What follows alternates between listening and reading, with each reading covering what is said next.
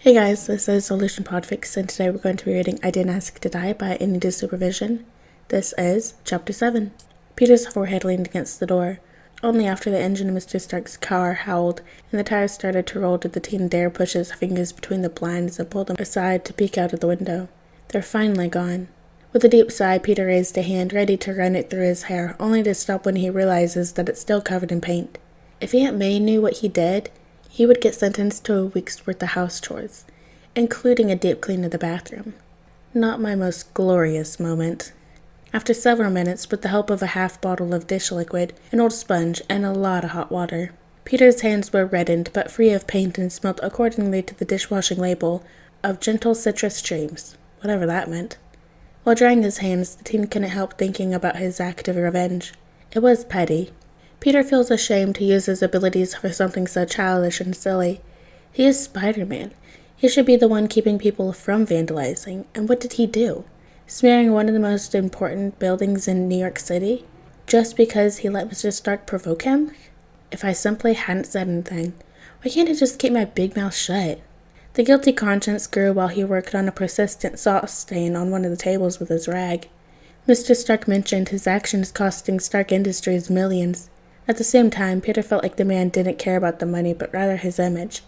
And the flippancy with which the man talked about losing money sparks Peter's anger anew.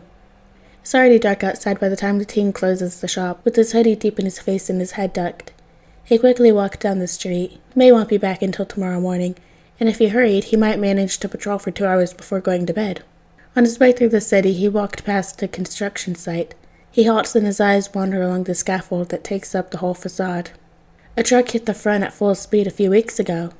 Peter turns away from the destroyed building. A man leans against one of the streetlights. He has his, several times patched cloak tightly wrapped around his body, a bottle sitting comfortably in his hand. He tosses his head, taking a hearty sip before pointing at the building. One of the best shelters in the whole of New York City.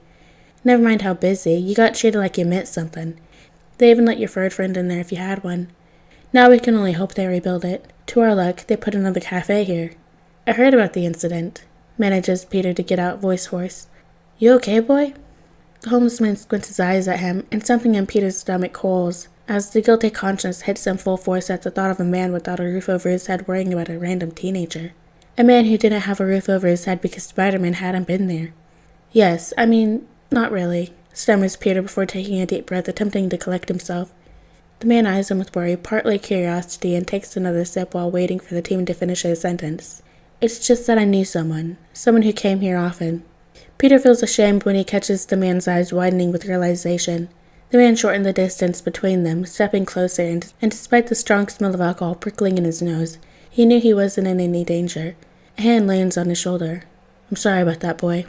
Peter had to look away from the empathy-filled, bearded face. I don't know who you knew from the bunch, but I know many people hanging around here, and most are decent. I'm sure whoever it was, he would appreciate a fine young man like you to remember him.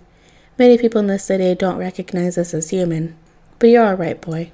The hand on his shoulder gives another tight but comforting squeeze while Peter uses the back of his hand to wipe over his eyes. He manages to whisper a small thank you. The man doesn't look happy with a crying teenager in front of him. You want some? Peter eyes the bottle with a high percentage of alcohol before his eyes fall back into the worried eyes of the man. A small smile blooms on his face, and he has to chuckle at the ridiculousness of the situation. He sniffles and wipes out his other eye. No, thank you. But there's something else. The man pulls the bottle back with a grin. I'm listening, boy. Spit it out. Peter manages to give him a grateful smile. Would you tell me your name? The homeless man raises an eyebrow in disbelief before grinning. The name's Jason. Jason holds out his hand. Without batting a lid, Peter takes the hand, including the filthy fingerless gloves, shaking it tightly. I'm Peter. Alright guys, that is the end of Chapter 7 of I Didn't Ask to Die by I Needed Supervision. I hope you guys liked it, and I'll see you next chapter.